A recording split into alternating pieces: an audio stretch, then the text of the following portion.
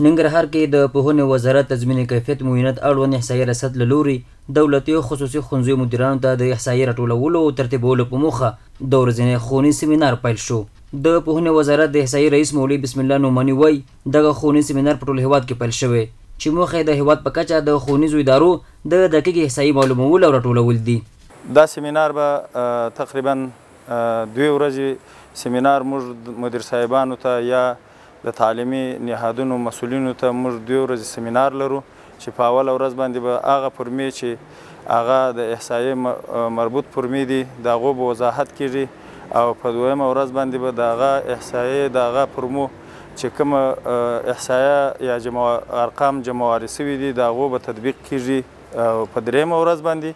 بیا مدیر صاحبان یا هغه د تعلیمي نهادو مسؤلین هغه خپل تعلیمي نهادو ته ځي بیا به زموږ ترینران چې کوم دلته ورکشاپ ورکوي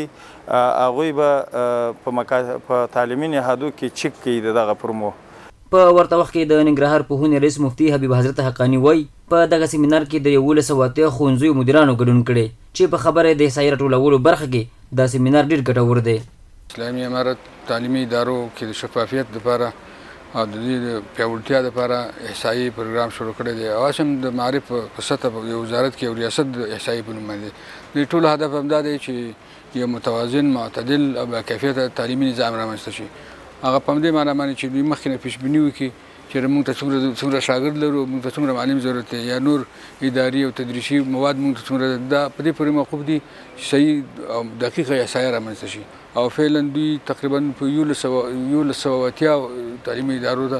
امیرین وغیره ته چې کوم ټریننګ ورکوي او د دې کې د فرمو د دقیق او صحیح طریقې سره د ډکولو چې کوم دوی هغه لارښوونه کیږي. د مسؤلینو د معلوماتو له مخې 2 ورځې به ګډونوالو ته د احصایي په تړاو ښوونیز سیمینار وړاندې شي او په وروستۍ ورځ به د احصایي راټولولو برخه کې په ګډونوالو عملي کار ترسره شي.